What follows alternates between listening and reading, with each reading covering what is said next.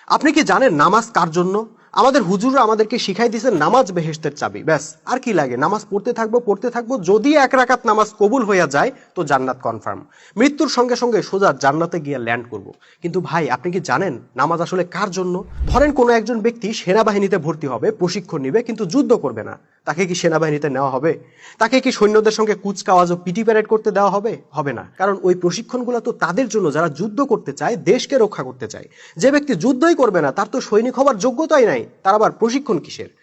ভাই, নামাজের ক্ষেত্রেও একই কথা প্রযোজ্য। নামাজ মোমেনদের জন্য। আর মোমেন তারাই যারা আল্লাহর দ্বীন প্রতিষ্ঠার জন্য জান মাল দিয়ে সংগ্রাম করবে। এই সংগ্রাম যারা করতে নামবে তাদের ঐক্য, শৃঙ্খলা, আনুগত্য ইত্যাদি গুণ অর্জনের প্রশিক্ষণ হইল নামাজ। ভাই খেয়াল করেন, মোমেনরা যখন প্রতিদিন জামাতে নামাজ আদায় করবে, সেখান থেকে তারা একত্রিত থাকার গুণ অর্জন করবে। যখন একজন নেতার নেতৃত্বে নামাজ আদায় করবে, তখন বাস্তব জীবনেও একজন নেতাকে সর্বদা মেনে চলা শিখবে।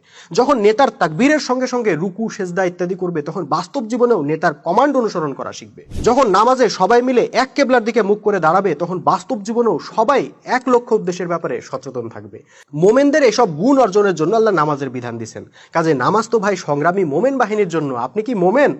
আপনি কি দিন প্রতিষ্ঠার সংগ্রাম করতেছেন? যদি না করেন, তাহলে ভাই আগে আপনি মোমেন হন, সংগ্রামে নাম লেখান, তারপর নামাজ পড়েন।